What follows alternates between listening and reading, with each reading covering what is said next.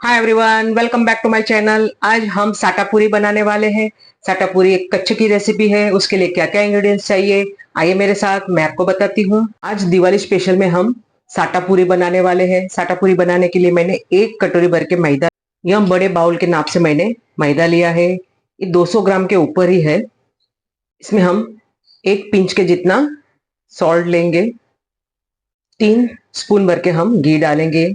ये serving spoon है, छोटी स्पून नहीं है, बहुत ही बड़ी स्पून है। ये दूसरी और ये थर्ड। 3 स्पून भर के हमने घी लिया है। इसे मियन अच्छे से लगाना चाहिए। जो हाफ केजी का मैदा का पैकेट आता है उसमें से मैंने आधा लिया है, मतलब ये पाव किलो तो हो ही गया, 250 ग्राम। अब घी और मैदे को हमें अच्छे से मियन लगाना है, जैसे हम हर बार बनाते हैं। इसकी मुट्ठी बननी चाहिए। अब देखिए इसकी मुट्ठी बन नहीं रही है, तो मुझे लगता है और थोड़ा घी हमें इसमें डालना चाहिए। और 1.5 स्पून के जितना घी मैंने डाला है। फिर से हम इसे अच्छे से मसलेंगे। अब देखिए मुट्ठी बन रही है। इसमें हम पानी के मदद से एक सॉफ्ट आटा बनाएंगे। न ज्यादा सख्त चाहिए न ज्यादा सॉफ्ट चाहिए, वैसा हम आटा बनाएंगे। एक मीडियम आटा हमने रेडी कर दिया है। अब हम इसे ढककर 5 मिनट का रेस्ट देंगे, ज्यादा नहीं। एक नैपकिन को मैंने हल्का सा गीला किया है, उसे मैं इसके ऊपर ढककर रखूंगी ताकि ये ऊपर से सूख ना जाए। अब हम साटा पूरी बना रहे हैं। तो साटा क्या होता है ये सभी को पता नहीं होता है। तो साटा बनाने के लिए मैंने एक बाउल लिया है, उसके अंदर मैं 3 स्पून भर के चावल का आटा लेने वाली हूँ। ये स्पून के नाप से मैंने 3 स्पून भर के चावल का आटा लिया है। जिस स्पून के माप से मैंने आटा लिया था, सेम वही स्पून से मैं घी ले रही हूँ। 1.5 स्पून भर के हमें घी लेना है। कम पड़ा तो हम बाद में ले सकते हैं। अब ये घी और चावल के आटे को हमें मिक्स करना है। इसे ही साटा कहते हैं। इसमें हम चावल की आटे की जगह में हम मैदा भी ले सकते हैं, या तो फिर कॉर्नफ्लोर भी ले सकते हैं। इसे एक पेस्ट के रूप में हमें बनाना है। ये अभी बहुत ही ड्राई लग रहा है मुझे, तो मैं 1 स्पून और इसमें घी ऐड करूंगी। स्पून घी मैंने और डाल दिया है। इसे एक पेस्ट बनाना है हमें। ड्राई ड्राई बनाएंगे तो हमारे रोटी के ऊपर चिपकेगा नहीं। इसके पहले भी मैंने बताया हुआ है। लास्ट ईयर मैंने दिवाली की फरसाट में मैंने बकलावा बनाया था, तो उसके बीच में भी ऐसी पेस्ट हमने लगाई थी। देखिए जब तक हम हाथों का इस्तेमाल नहीं करेंगे हमारा काम नहीं होता है। अब ये पेस्ट के रूप में आ गया है। अब ये रोटी के ऊपर लगाने के लिए रेडी है। देखिए इसे ऐसे पेस्ट के रूप में होना चाहिए, तो हमें लगाने में आसानी होती है। इसे ही साटा कहते हैं। कच्छ में भी एक साटा पूरी बनाते हैं, लेकिन उसमें क्या करते हैं, आटे के अंदर थोड़ा सूजी मिलाते हैं। वो भी दूध में भिगोने के बाद आटे के अंदर मिक्स करते हैं, उसका आटा रेडी करते हैं। मैं मेरी स्टाइल से बना रही हूँ। अब हमारे आटे को भी 5 मिनट का रेस्ट मिल गया है।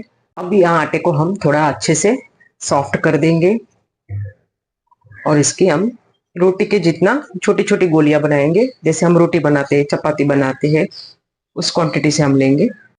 5 हमने सेम साइज के आटे की गोलियां बनाई है। अब हम इसे बेलेंगे। सूखे मैदे की मदद से हम इसे बेलेंगे। पतली रोटी बेलनी है हमें।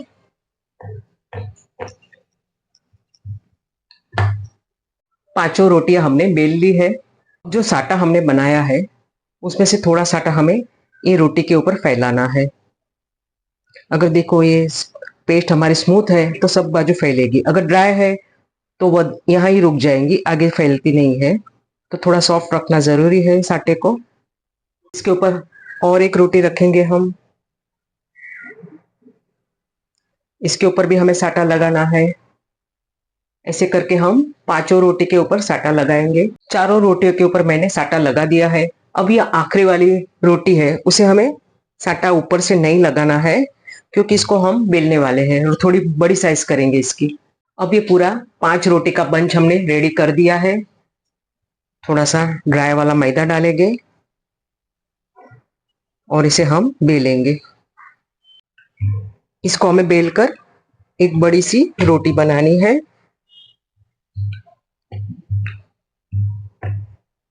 एक पराठे से भी बड़ी रोटी हमने बेल ली है। देखिए ज्यादा मोटी भी नहीं चाहिए और ज्यादा पतली भी नहीं करनी है। अब फोक की मदद से हम इसमें होल करेंगे। एक ढक्कन की मदद से एक हम ढक्कन इसे की मदद से शेप हम देंगे, सभी पूरी पूरियां का। को कट करेंगे। सभी पूरियों को हमने कट सभी कर पूरियों दिया। को कट करने के बाद एक लकड़ी की मदद से हम पूरी के बीच में एक हॉल बनाएंगे।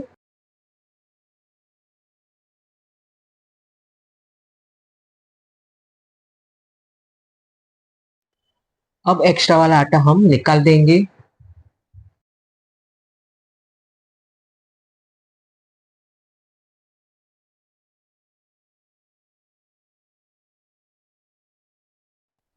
अब हमारी पूरियां फ्राई करने के लिए रेडी है। तेल गरम हो गया है, इसके अंदर अब मैं पूरियां डालूंगी।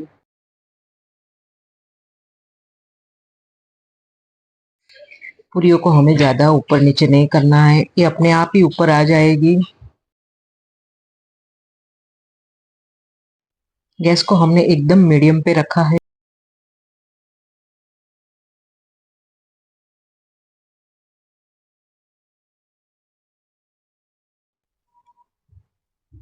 अब पूरियों को मैं टर्न करूंगी। सभी पूरियों को मैं वापस टर्न करूंगी।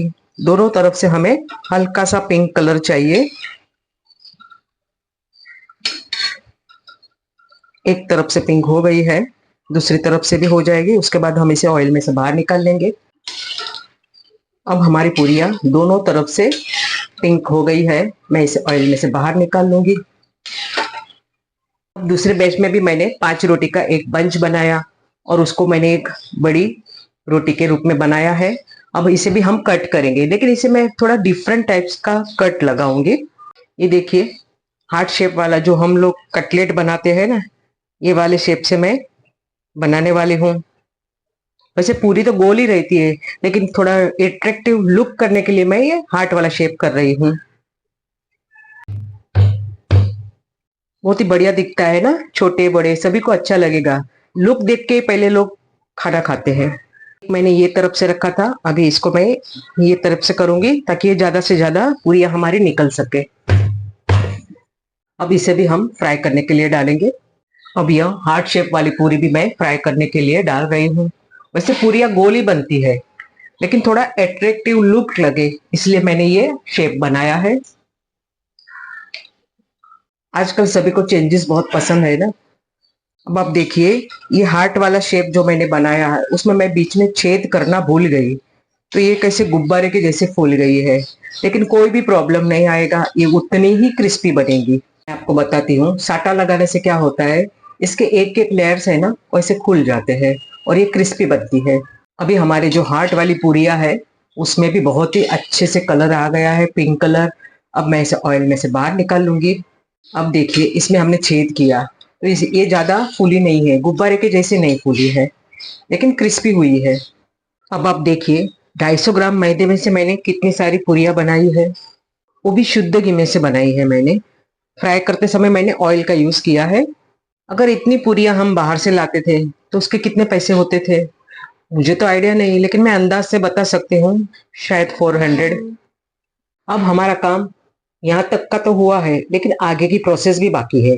आगे की प्रोसेस ये है कि हमें ये चाशनी बनानी है। चाशनी के अंदर हमें ये सब पूरियां डालनी है। बनाने के लिए मैंने एक बड़ा बाउल भर के शुगर ली है, उसे मैं एक बर्तन में डालूंगी। जो बाउल से हमने शुगर ली थी वही बाउल के नाप से हम 3/4 कप यानी कि पौना कप हमें पानी लेना है।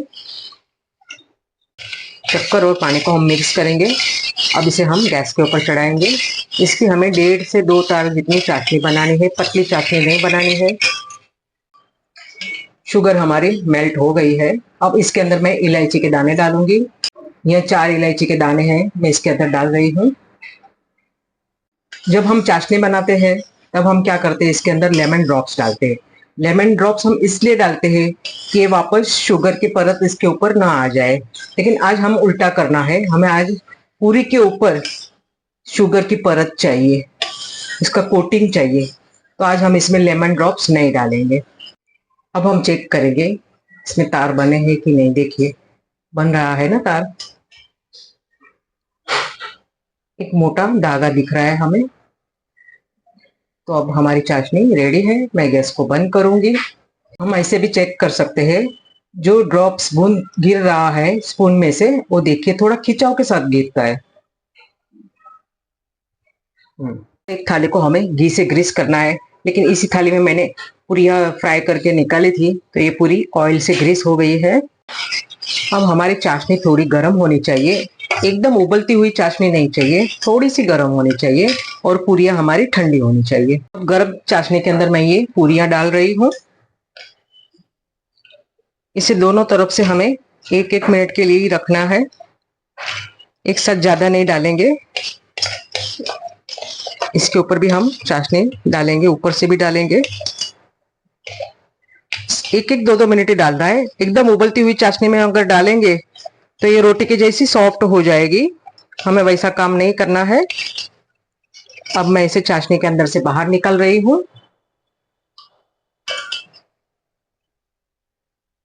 इसी तरह हम सभी पूरियों को चाशनी के अंदर डुबोने के बाद प्लेट के अंदर निकालेंगे। इसी तरह हम सभी पूरियां चाशनी में से डिप करके निकालेंगे। अब देखिए हमारी चाशनी बहुत ही गाढ़ी हो गई है, तो वापस हम इसे थोड़ा सा गर्म करेंगे ताकि वापस पतली हो जाए। सभी पूरियों को मैंने चाशनी में से डीप करके बाहर निकाल दिया है। अब इसके ऊपर मैं बादाम और पिस्ते की कतरन लगाऊंगी।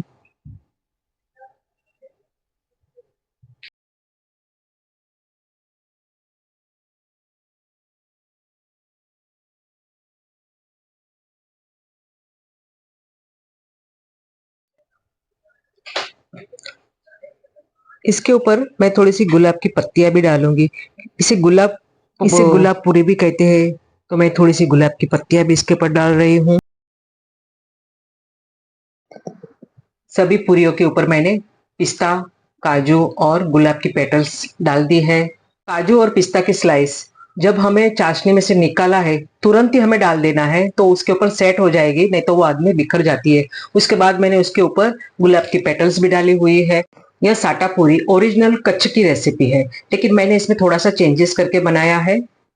चाशनी में से निकालने के बाद हमें इसे 2 घंटे तक रखना है, ताकि थोड़ी देर के बाद जब शुगर ठंडी हो जाती है तो इसके ऊपर पूरी परत आ जाएगी।